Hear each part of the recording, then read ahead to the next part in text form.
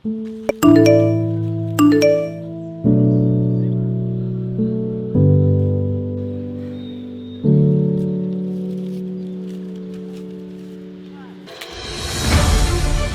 seringkali hanya menekankan nilai dan upaya yang bersifat satu kesatuan yang sistematis. Padahal, pendidikan adalah sebuah proses di mana seseorang dapat memilah serta memilih suatu hal yang lebih baik dalam suatu hal yang mereka lakukan. Remaja adalah fase perkembangan di mana seseorang berusia 10 hingga 19 tahun. Dalam psikologi, remaja seringkali mengalami perubahan fisik, emosional, dan juga kognitif yang signifikan. Hal inilah yang menyebabkan mereka seringkali merasa tidak nyaman dan selalu mencari suatu hal baru agar menjadikan dirinya lebih stabil. Pendidikan yang memiliki fungsi nasional dan pengembangan karakter yang berkualitas. Itulah bunyi dari UU nomor 20 tahun 2003. Namun nyatanya, pendidikan masih seringkali mengalami permasalahan, terutama dalam pernikahan dini. Menurut data dari Risdes bahwasanya, anak yang berusia 10 hingga 14 tahun mengalami pernikahan pertamanya sebesar 4,8%. Dan untuk remaja yang berusia 10 hingga 19 tahun telah mencapai angka 41,9%. Yang berarti hampir 50% anak mengalami pernikahan pertamanya dengan usia di bawah 20 tahun.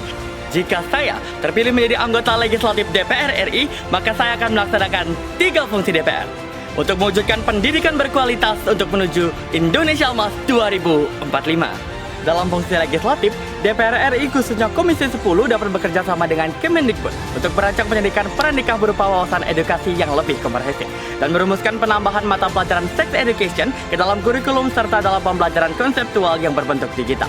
Jika saya terpilih menjadi anggota legislatif, saya juga akan mengesahkan Gercep yang terdiri dari 3 program unggulan agar menjadi regulasi dalam bentuk undang-undang dengan harapan pengoptimalan yang nyata dapat direalisasikan dengan mudah.